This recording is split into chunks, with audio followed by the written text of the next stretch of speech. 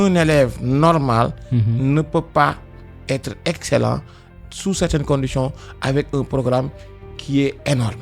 Le plus grand challenge pour une école, c'est d'arriver à aider les plus faibles à arriver à bon port. Les meilleurs profs ou enseignants au début de leur carrière sont envoyés dans les régions. Et vous trouvez que c'est un problème? C'est un problème. Pourquoi? Mais parce que vous êtes nouveau. Toutes les bêtises que vous faites ça sur les enfants d'autrui. Une fois que vous avez un peu d'expérience, on vous fait revenir à Dakar.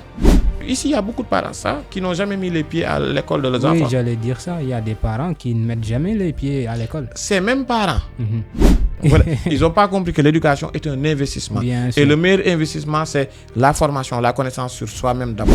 L'ambition la plus simple que j'avais pour l'université, à mon niveau, n'était pas possible du fait de mon environnement familial. Moi, j'ai commencé à travailler en deuxième année de l'université pour financer ma propre bibliothèque. Je me réveillais, j'avais pas 100 francs quand j'étais à l'université. J'étais obligé d'aller demander de l'argent à plusieurs reprises pour aller m'inscrire à l'université. Mon père m'a jamais donné d'inscription pour l'université. Jamais, pas seule une seule. Et comment on contourne ces difficultés? C'est Boubacar, le boutiquier de mon quartier, qui m'a prêté de l'argent. Et quand je reçois la bourse, je le paie. J'ai été meilleur élève du Sénégal. En 2008. Quand j'allais à cette remise des prix, j'étais en froid avec mon père pour une histoire banale de transport pour aller là-bas. Je vais être respectueux vis-à-vis des parents, mais je ne vais pas valider tout ce qu'ils vont me dire. Je ne vais jamais valider. Il faut que ça soit raisonnable et que ça fasse sens. J'ai déjà entendu que dans mon quartier que j'étais franc-maçon. Quand je présentais un de mes livres, parce que apparemment je connaissais beaucoup de monde, les gens vont toujours imaginer des choses à ta place. Ce qui est important pour quelqu'un qui aspire à un projet personnel d'excellence dans n'importe quel domaine, c'est d'être sûr que c'est ça que tu veux. Première étape. Et deuxième chose, est-ce que tu es prêt à assumer les conséquences de ce choix? Faire les sacs dans votre premier numéro sur Discutons. Donc ce numéro va être le premier numéro de cette émission où on va parler de l'excellence. C'est quoi l'excellence au Sénégal? Et vous allez nous dire votre point de vue par rapport à ça. Donc vous êtes enseignant, chercheur en sciences politiques exactement. Vous êtes aussi écrivain. À votre actif, vous avez 4 livres à peu près. Journal d'un Pikinois indigné, Testament poétique. Vous avez aussi réédité le journal d'un Pikinois 10 ans après l'apparition. Vous avez fait aussi un hommage à la Grande Muette, un autre livre qui s'appelle Le rôle des forces armées. Donc Amidou, bonjour. Bonjour, Marie. Donc nous vous laissons vous présenter comme Nico Olof de Waché, Tungu Théonu Natal. Donc nous vous laissons vous présenter. Je m'appelle Amidou Sambaba, apprenti écrivain et enseignant, disons, vacataire en sciences politiques dans plusieurs écoles. Donc aujourd'hui, on va parler d'excellence exactement. Donc comment définiriez-vous l'excellence? L'excellence, c'est la vertu. Disons, il y a un travail d'équivalence à faire, mais l'excellence, si on peut parler trivialement, c'est d'arriver à maîtriser de façon extrêmement approfondie un domaine ou plusieurs domaines. Donc, c'est un peu ça. Maintenant, traduit dans l'espace de l'école, c'est quelqu'un qui arrive à maîtriser ce qu'on attend de lui dans les différentes disciplines qui sont enseignées à un niveau qui inspire le respect. Maintenant, selon vous, quels sont les critères qu'on peut utiliser pour savoir si telle ou telle chose est excellente? Par exemple, en question normale, quelles sont, selon vous, les valeurs ou les critères qui permettent de reconnaître l'excellence? Non, mais c'est le niveau de maîtrise. Si on veut, parce que ça dépend des domaines, parce que chaque domaine de connaissance, si on est dans la théorie de la connaissance, demande un certain nombre de choses.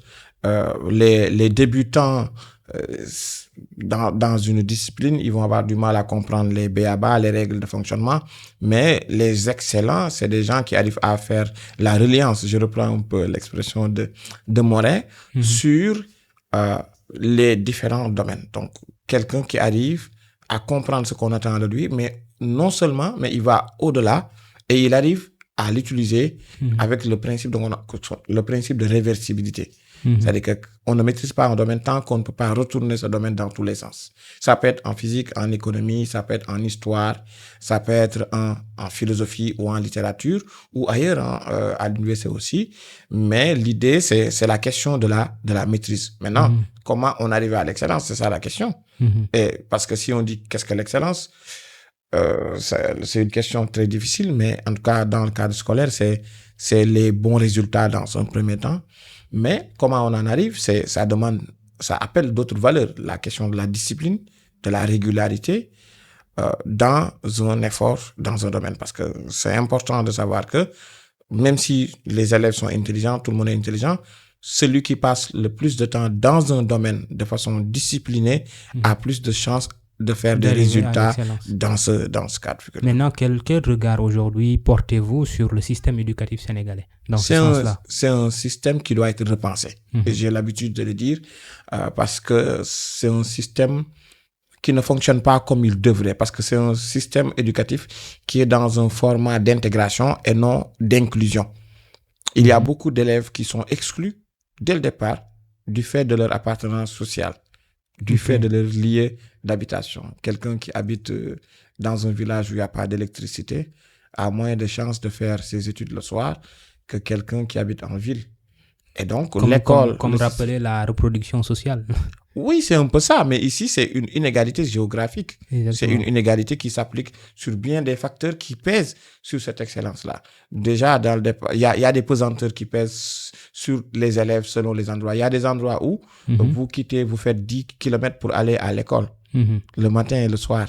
Ou vous ne pouvez pas faire matin et soir, vous êtes obligé de passer à l'école parce que c'est trop loin. Vous ne mangez pas à votre faim. L'après-midi, comment vous allez être... Donc, il y a des conditions dans lesquelles, quand même, il faudra que le système éducatif... C'est pourquoi je dis il faut repenser le système éducatif parce qu'il y a beaucoup de choses qui ne fonctionnent pas. Déjà, on n'est pas dans des écoles d'inclusion, on est dans des écoles d'intégration. C'est-à-dire que les gens qui ont des handicaps, des difficultés au niveau social, toutes ces personnes-là ne sont pas prises en charge. Et pour moi, le danger... J'introduis la question du concours général, c'est de penser que parce qu'il y a 100 de lauréats par année, qu'on doit oublier qu'il y a quelque chose qui ne va pas dans notre système éducatif, qui a du mal à réformer son programme, qui est colossal. Ça veut dire qu'un élève normal ne peut pas être excellent sous certaines conditions avec un programme qui est énorme. Alors, vous qui avez passé votre temps à l'école Prytanée et aussi à passer du temps dans les écoles de la banlieue, vous arrivez à comparer les deux environnements. Aujourd'hui, on parle souvent dans certaines écoles comme Prytanée d'écoles d'excellence. Est-ce que vous avez vraiment toujours ce regard-là d'école d'excellence et tout ça? Mais comparativement aux standards du Sénégal, le Prytanée est considéré comme une école d'excellence. Va savoir. Mais pour moi, c'est une ambition très limitée. Je pense quand on parle d'excellence, ça devrait être à l'échelle universelle. Un élève du Prytanée devrait pouvoir se classer au niveau mondial dans n'importe quel domaine. Et il ne faut pas juste se limiter au Sénégal et au concours général. Ça, c'est pour moi, c'est une question de perspective. Il faut trouver des ponts, des passerelles entre les gens qui arrivent à exceller au Prytanée pour qu'ils aient des facilités pour arriver au MIT, Caltech, entre autres, dans les filières de médecine ou d'écoles, de grandes écoles de théâtre ou je ne sais pas, de philo ou de poésie, peu importe, ça dépend de ce que l'élève veut pour qu'il y ait un vrai suivi. Mais moi, le danger est que je rappelle ça chaque année avec le concours général, c'est qu'il n'y a pas de suivi. Bon, ça, on reviendra sur ça. Mais pour moi, à l'échelle du Sénégal, le Prytanée peut être considéré comme une école d'excellence. Mais c'est avec les standards du Sénégal. Parce que pour moi, il y a énormément de choses qu'on peut changer du Prytanée. En termes d'enseignement, de contenu d'enseignement, de façon d'enseigner au niveau de l'encadrement militaire. Et ça, j'en ai parlé lors du centenaire. J'ai fait un texte dans le journal de l'école pour leur expliquer qu'en fait, il faut que les gens arrêtent de dormir sur les lauriers et que la véritable posture de quelqu'un qui aspire à l'excellence, c'est d'accepter derrière l'excellence-là, il y a une forme d'humilité à toute épreuve qui fait que malgré ce qu'on dit du Prytanée et malgré les résultats que tu as faits, que tu envisages qu'il y a encore une marge de progression. Bien sûr, bien sûr. Et pour moi, c'est ça qui fait que quand on arrive à une institution comme le Prytanée qui a fait 100 ans, les gens ont tendance à ne pas toujours se projeter, à surtout regarder le passé. C'est un peu le piège du passéisme dans certains cas. On fait des résultats, tout ça, mais à l'échelle de 100 ans, c'est le moment de revoir le format. Parce que moi, je suis convaincu que, vu le potentiel des jeunes que je côtoie toujours au Prytanée, on peut faire N fois plus que ce qu'on fait avec le concours général ou dans beaucoup d'autres domaines. Mais de manière beaucoup plus large, surtout dans les autres écoles qui ne sont pas peut-être forcément des écoles comme Prytanée et tout ça, comment est-ce que vous évaluez aujourd'hui les programmes, les méthodes d'enseignement, les résultats aussi? Est-ce que vous adossez ça à l'excellence ou bien? Oui, une école comme dans le même format, avec les mêmes critères sur lesquels on juge le Prytanée, on arriverait à d'excellents résultats pour le cas du lycée Mariama Ba. Je connais, il y a d'excellents profils là-bas. Bien sûr, pareil pour le lycée d'excellence Diourbel, même si le lycée là est récent et les élèves arrivent à partir du lycée. C'est-à-dire que, mais ici, je pense qu'on peut aller plus loin parce que le lycée là, il y a encore des choses à faire en termes d'encadrement, en termes d'investissement. Ce lycée a besoin de plus de moyens. Ça, on n'a pas besoin de faire plus. Comme pour Mariama Ba, il y a un besoin de suivi, comme pour le Prytanée, parce que les lycées qui ont le plus duré, il y a des choses à changer, parce qu'il ne faut pas dormir sur ses lauriers. Moi, c'est ça le problème. Si tu regardes l'élève lambda au Sénégal, il se bat pour avoir le bac. Et dans ces écoles, on calcule le nombre de mentions, entre guillemets. Et donc, il ne faut pas les juger avec le même degré d'exigence. Il faut être plus exigeant avec les gens qui ont les moyens de l'être. Bien sûr. Mais aujourd'hui, qu'est-ce qui justifie exactement cette réputation que ces écoles-là ont par rapport aux autres écoles du Sénégal? Non, mais c'est deux choses. C'est les résultats au bac et c'est les résultats au concours général. Mais pour moi, tu ne peux pas juste te baser sur le bac et le concours général pour décider que... Moi, c'est ça le problème. Il y a un glissement. Le Prytanée est excellent. Conclusion, le Sénégal est excellent. Il y a 100 personnes de plusieurs lycées qui ont le concours général, le lycée de Valdiodio, le lycée Lamine Gueye, le lycée Blaise Diagne. On a un certain nombre de lauréats et on oublie ce qui ne va pas à Blaise Diagne. On oublie ce qui ne va pas au Prytanée. On oublie ce qui ne va pas dans le lycée d'excellence. Pour moi, c'est des moments de célébration, c'est bien, mais je préconise qu'on reste lucide et qu'on se dise que le système éducatif là, on a besoin, de pouvoir encadrer mieux ces lauréats-là. Sinon, à quoi ça sert? Exactement. À part exposer des enfants, pour moi, il y a quelque chose de très dangereux dans ce pays. C'est que chaque année, au moment du concours général, on fait semblant de s'intéresser à l'excellence. Oui. On fait semblant, de mon point de vue. Mais après le concours général, il n'y a aucun suivi. Chacun va dire fais ci, fais ça. Mais en termes de politique, d'accompagnement éducatif, si on aime vraiment l'excellence, allez voir dans les systèmes éducatifs performants. Prenez la Corée du Sud ou Singapour, prenez dans certains cas de figure certaines universités aux États-Unis, il y a des programmes de bourse prévus pour les gens qui remplissent tel ou tel critère. Prenez Sciences Po Paris, il y a la bourse Mastercard. Mais dans le cas du Sénégal, il y a eu plusieurs cas où j'ai des jeunes que j'encadre et que j'accompagne c'est un des cas, ou qui a une admission qui est excellente, qui a une admission pour faire Oxford, qui n'a pas pu le faire, parce qu'il n'y avait pas d'accompagnement de la part du Sénégal. On a le cas d'une étudiante qui a une admission il n'y a pas longtemps et qui fait partager son admission sur les réseaux, alors que c'est une opportunité. Enfin, pour moi, c'est ça le problème. Arrêtez que ça concerne le président actuel comme les présidents passés. Arrêtez de nous dire que la première ressource de ce pays-là, c'est l'éducation, c'est l'excellence, et que derrière, il n'y a aucune politique d'accompagnement. Pour moi, il y a une dissonance entre le discours d'usage et le discours du président à chaque concours général et la réalité. Beaucoup de ces élèves-là ont pu exceller dans des conditions difficiles. Bien sûr. Je parle en connaissance de cause. Mais aujourd'hui, tu aurais conseillé, par exemple, les dirigeants à mettre en place un programme d'accompagnement pour ces étudiants. Ça ne sert à rien d'amener un étudiant de l'exposer sur les réseaux et à la télé, alors que chez lui, il n'a pas des parents. Là, on est dans la reproduction sociale, qui comprennent les étapes et les enjeux de l'enseignement supérieur. Exactement. Et là, dans la reproduction sociale, si on reprend un peu ce que Bourdieu et Chaboredon ont développé, c'est qu'un élève qui est à Pikine, il a même du mal à savoir quels sont les concours auxquels il doit participer, son profil colle à quel parcours. Et il n'y a pas de système de mentorat. Bien Ici, sûr. dans la perspective sociale, tu prends le cas de Pékin, les gens, le plus grand diplôme à leur connaissance, très célèbre, c'est le bac. Après le bac, c'est blackout, c'est faire un concours. Tous les conseils qui sont bien intentionnés vont dire fais tel concours ou fais tel concours. Aucune va te dire mais Malik, qu'est-ce que tu veux? Exactement. Quelles sont tes aptitudes? Bien et sûr. t'orienter vers ça. Exactement. Mais parce que ce système-là, qui manque d'un point de vue social pour les raisons évidentes, Donc, doit être supplémenté par les autorités éducatives. Donc, toi, tu pointes beaucoup plus l'orientation. Oui, c'est un problème d'information. Okay. Il y a une asymétrie d'information quand tu es fils de ministre et quand tu es fils de paysan ou de parents chômeurs ou à la retraite avec le niveau d'information asymétrique. Donc, tu n'es même pas... Il y a des gens qui sont au courant que le concours général existe parce que quand tu es dans notre école, moi, je suis au courant que le concours général existe depuis la classe de 5e. Le meilleur élève de cette année, dans une interview, a dit que ça l'intéresse depuis longtemps. Mais nous, je me souviens, quand on allait faire le concours général au lycée Charles de Gaulle de Saint-Louis, il y a des élèves qui étaient au lycée qui ne savaient même pas c'était quoi le concours général.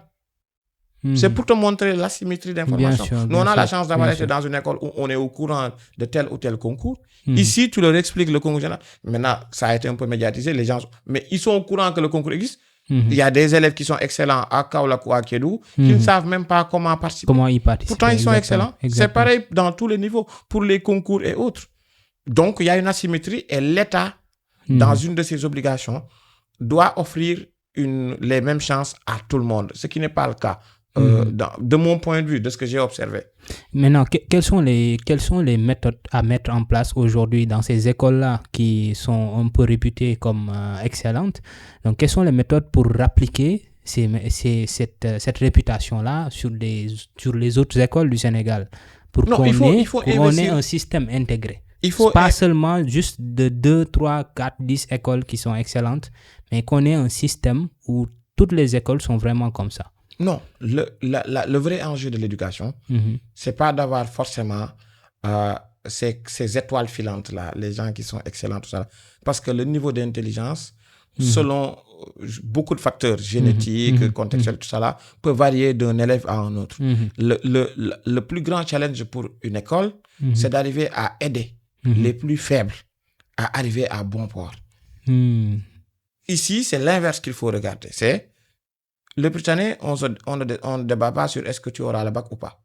Je me souviens quand j'étais en 3e, que je revenais au Britannique, j'étais choqué quand les gens me disaient, mais est-ce que vous avez le BFM ou pas? Parce que pour moi, un examen est fait pour être passé. C'est-à-dire que c'est des formalités. Mais ça, c'est parce que je ne savais pas. Pourtant, ce débat se pose dans d'autres écoles qui ne sont pas britanniques. Oui. Voilà. Non. C'est-à-dire que au Britannique, c'est pas un débat pour nous. Quand j'étais venu à la maison, il y avait les amis d'enfance, c'était Balleur, Adam, ils parlaient de ça. Moi, je comprenais pas pourquoi ils posaient la question, parce que pour moi, un examen, c'est pour être passé, parce que c'est une activité banale. Tu t'es entraîné depuis que tu es à l'école pour passer ces examens. Il n'y a pas de raison que tu ne passes pas. Et là où la différence entre examen et concours. Mais le bac, comme le BFM, c'est des examens, c'est des formalités normalement. Pour un élève moyen, parce qu'on demande 10 ou 9,50. Un élève moyen. Mais le système éducatif doit faire des études socio-anthropologiques et économiques et historiques et statistiques pour faire avoir un tableau de bord sur la situation de ces élèves. On manque de bases de données sur la réalité et les réalités de l'école. Les élèves n'ont pas les mêmes niveaux d'information, pas les mêmes niveaux d'encadrement. Il y a plusieurs inégalités que l'on voit, même en termes d'enseignement. Les meilleurs élèves, les meilleurs profs ou enseignants, au début de leur carrière, sont envoyés dans les régions. Et vous trouvez que c'est un problème? C'est un problème. Pourquoi? Mais parce que vous êtes nouveau. Toutes les bêtises que vous faites ça sur les enfants d'autrui. Une fois que vous avez un peu d'expérience, on vous fait revenir à Dakar. Ok. Moi, je trouve que c'est problématique. Et il faut repenser à tout ça en termes d'équité, d'accès. Donc, pourquoi prendre juste les plus chevronnés? En termes d'accès même jusqu'à l'université, vous avez plus d'options pour avoir une formation, pour faire une licence en master quand vous êtes à Dakar que quand vous êtes à Saint-Louis. Quand vous êtes à Saint-Louis, vous avez plus d'options que quand vous êtes à Matam. Quand vous êtes à Dakar ou Thiès, vous avez plus d'options. Quand vous êtes à Dakar, vous avez plus d'options en termes de formation que quand vous êtes à Thiès. Donc, un élève thiessois qui a un bac et qui a envie de faire sa formation supérieure à Thiès a plus de difficultés que quelqu'un qui est à Dakar. Donc, quelqu'un qui est à Thiès et qui veut la même formation que quelqu'un qui est à Dakar, il a une contrainte en plus, il doit quitter Thiès, venir à Dakar. Donc, c'est des informations, des frais supplémentaires par rapport à quelqu'un qui est juste à côté de chez lui. Donc, il y a plusieurs facteurs sur lesquels j'ai l'impression on utilise l'arbre qui cache la forêt. Le système éducatif sénégalais, tel qu'il est conçu actuellement, n'est pas bon. Et c'est un euphémisme de le dire. Aujourd'hui, je suis gentil, je vais le dire comme ça. Mais au fond, il faut revoir la qualité de l'enseignement, le contenu, le quorum, le quantum horaire, le format, la façon même d'enseigner doit changer.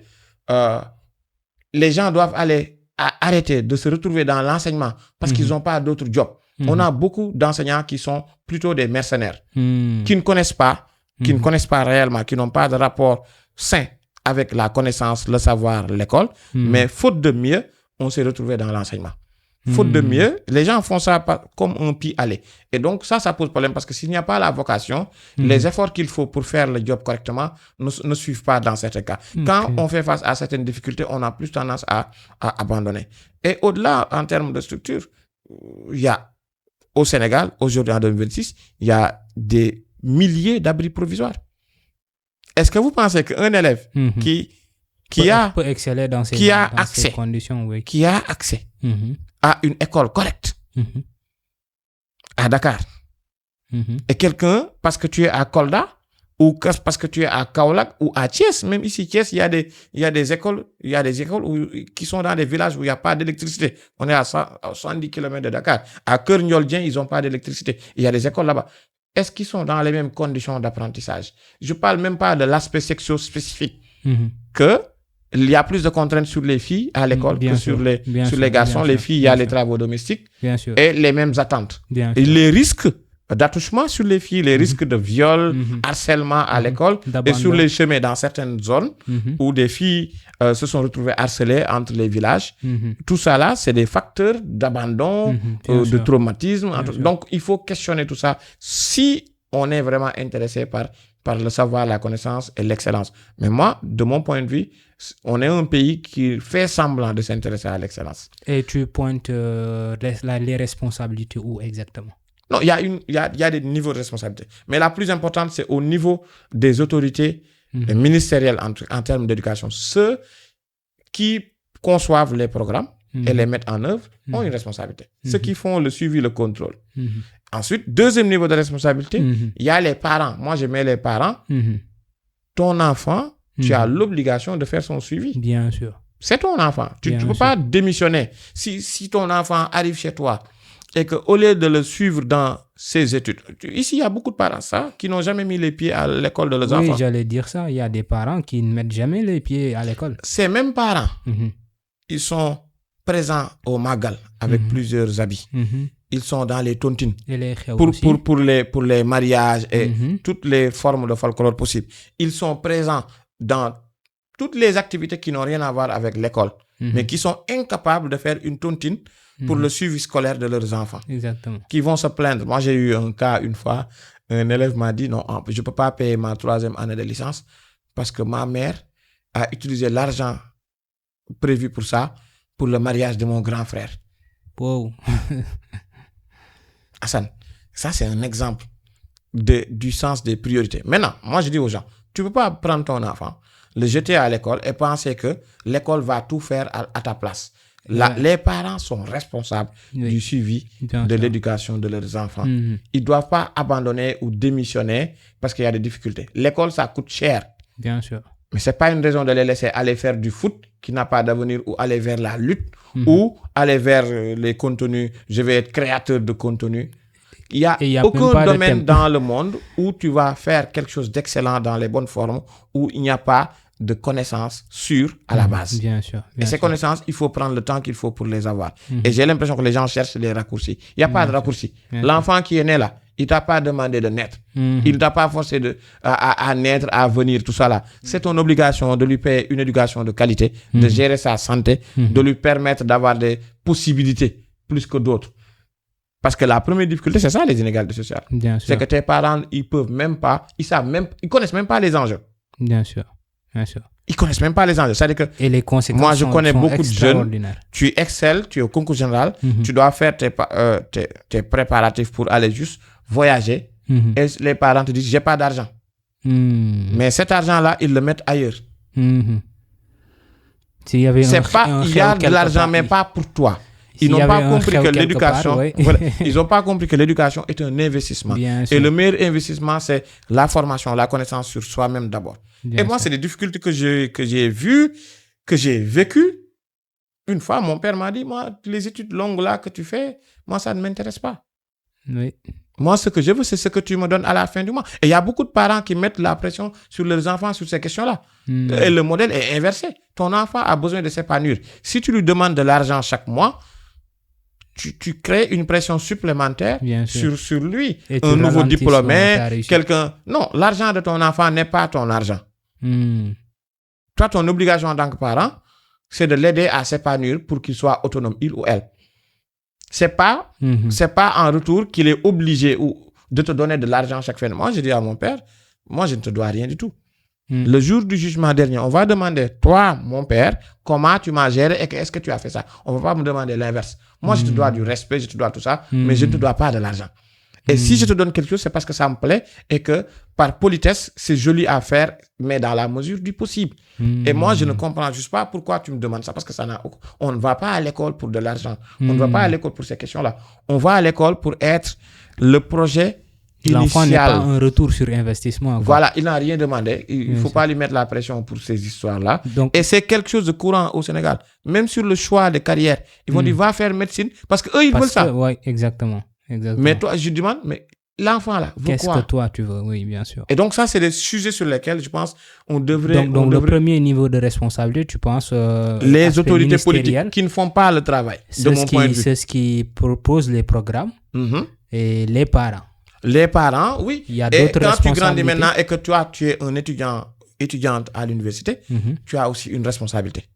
Personnelle. Ce qui manque, moi, les ambitions, l'ambition la plus simple que j'avais pour l'université, à mon niveau, n'était pas possible du fait de mon environnement familial. C'est ça, c'est un handicap. Comment tu as fait, toi? Tu deviens ton propre parent. Comment tu as fait maintenant? Comment tu as fait, toi, enfant de la banlieue qui sort, parcours britannique, université, jusqu'à préparer ta thèse? Comment tu as fait pour contourner tout ça?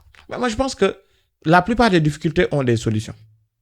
Pour moi, quand je fais face à plusieurs reprises à des difficultés par rapport à mon père, je lui dis, moi je veux faire ça, il me dit non. Il y a toujours le non qui est là. Il y a même la posture. Le mot juste pour motiver. C'est pourquoi je suis quelqu'un de têtu, parce qu'il fallait faire face à ces personnes qui représentent une autorité pour toi, mais qui ne se rendent pas compte qu'elles essaient de te démoraliser ou elles te démoralisent pour X ou Y raison. Parfois, ils savent. Ils veulent juste que tu sois un produit de manipulation pour eux, à leur disposition. Et donc, il faut casser cela en utilisant de vrais arguments. C'est-à-dire que c'est comme la discussion que j'ai eue avec mon père. Je lui ai dit non, moi, je ne suis pas contre l'idée de te donner quelque chose. J'ai aucun problème avec ça. Mais je suis contre l'idée que c'est une obligation. Parce que ça n'est pas une. Et donc, ça change tout. Ça veut dire que, OK, moi, je vais continuer mes études comme je le veux, parce que c'est ça que je veux faire. Parce que pour moi, j'ai un profond rapport, attachement à la connaissance. Moi, je veux... la vie idéale, pour moi, c'est apprendre chaque jour. Apprendre chaque seconde. Parce que puisqu'on ne sait pas qu'on va mourir à moment T ou pas, je ne veux pas de regrets, ou pas trop de regrets. Donc, pour moi, la connaissance, ça te permet, ça te protège de ces questions-là. Moi, j'ai commencé à travailler en 2e année de l'université pour financer ma propre bibliothèque. Je me réveillais, je n'avais pas 100 francs quand j'étais à l'université. J'étais obligé d'aller demander de l'argent à plusieurs reprises pour aller m'inscrire à l'université. Mon père ne m'a jamais donné d'inscription pour l'université. Jamais. Pas seule une seule. Et comment on contourne ces difficultés? C'est Boubacar, le boutiquier de mon quartier, qui me prêtaient de l'argent. Et quand je reçois la bourse, je le paie. Parce que pour moi, l'idée, parce que j'étais tout le temps... L'idée, et j'aime pas demander. J'ai des frères à qui je... Mais si eux, ils savent pas que je dois m'inscrire à l'université et que je suis juste un étudiant, moi, je suis quelqu'un de libre. Je vais faire avec moi mes propres moyens. Je réfléchis avec mes propres moyens. Et ce qui fait que dans tout ce que je fais, ça prend plus de temps parce que je sais que je n'ai pas les moyens pour le faire comme quelqu'un qui a l'accompagnement parental comme il faut ou des trucs comme ça. Et moi, je suis quelqu'un d'ambitieux. Ça veut dire que tant qu'il y a la possibilité de progresser, je vais faire avec mes moyens. Je suis le genre de personne, si je n'ai pas le transport pour aller en ville, je marche.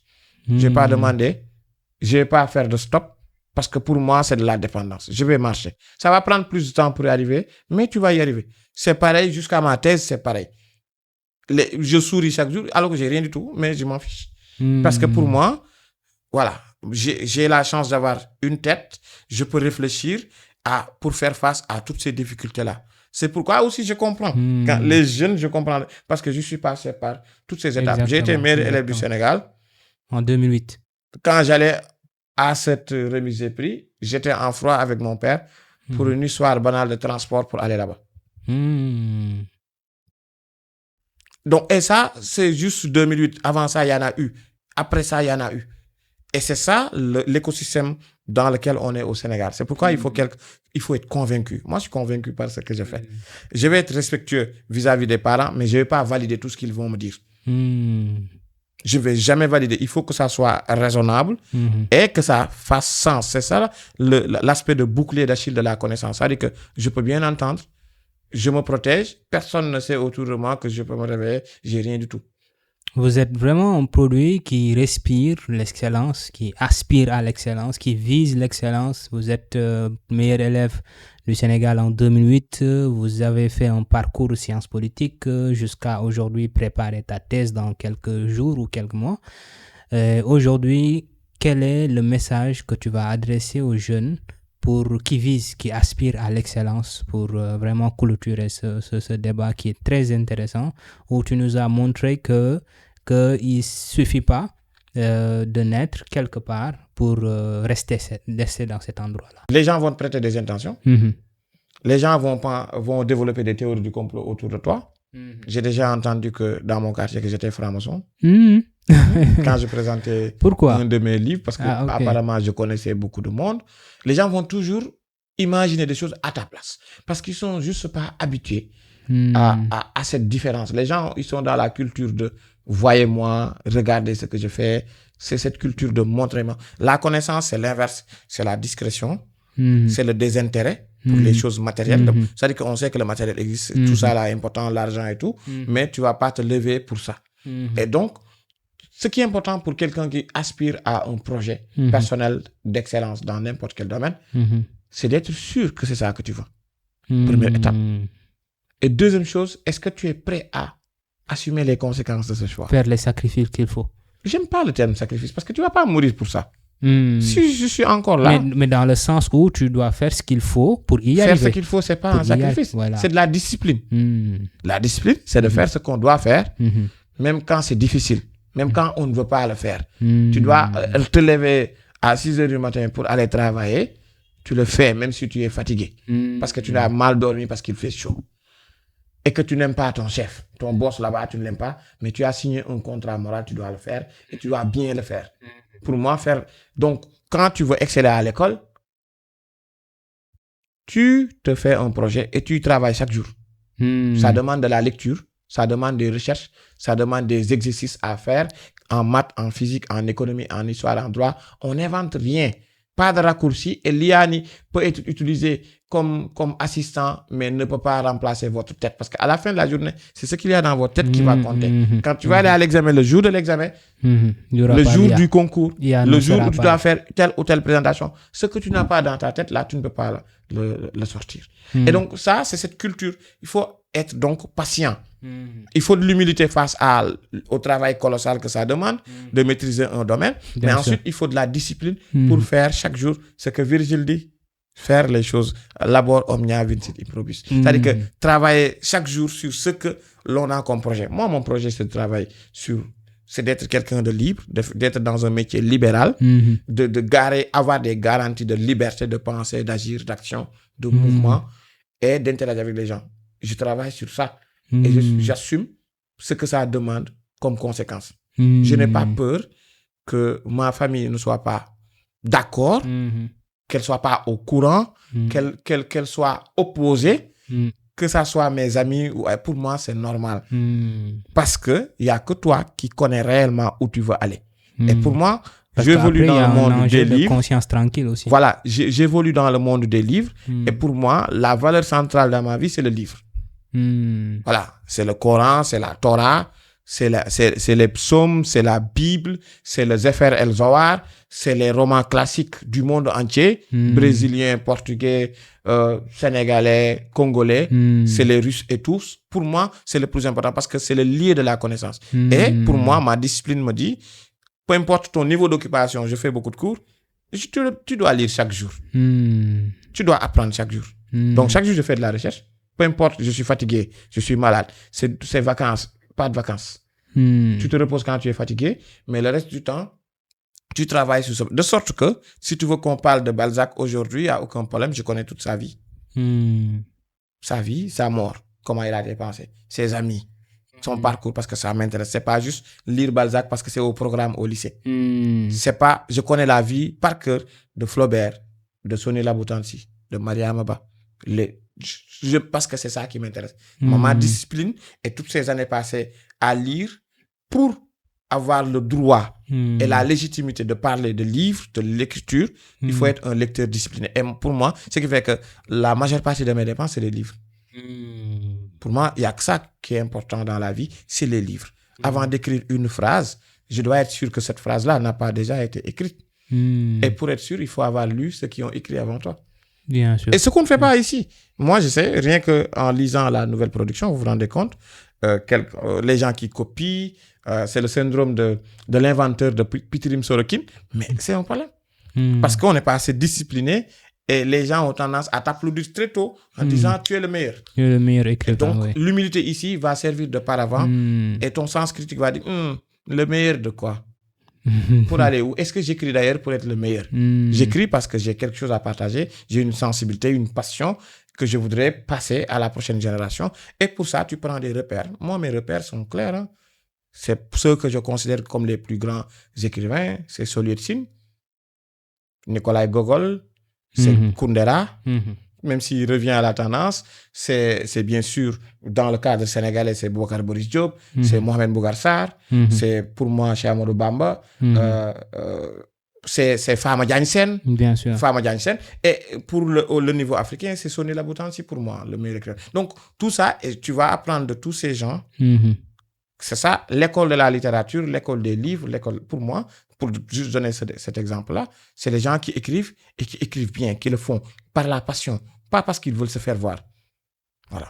Pour moi, c'est ça. Moi, pour l'exemple de discipline, il n'y a pas une année, un jour, une semaine où moi, je n'ai pas lu. Très heureux en tout cas, très heureux, très satisfait d'avoir entretenu cette discussion avec toi. Exactement, on a eu l'honneur de parler de beaucoup de choses, notamment sur l'excellence, c'est quoi au Sénégal, de définir c'est quoi exactement. Est-ce que tu as donné ton regard sur l'éducation, le système éducatif au Sénégal, les programmes, et qu'est-ce qu'on dit par rapport à la réputation de ces écoles-là aujourd'hui, comme Prytanée, comme Mariama Ba et tout, et comment on pourrait appliquer toutes ces méthodes-là dans les autres écoles pour que ça soit une excellence du Sénégal et pas juste de quelques élèves. Et nous vous remercions et nous vous donnons le mot de la fin pour clôturer. Merci beaucoup pour la discussion. Merci.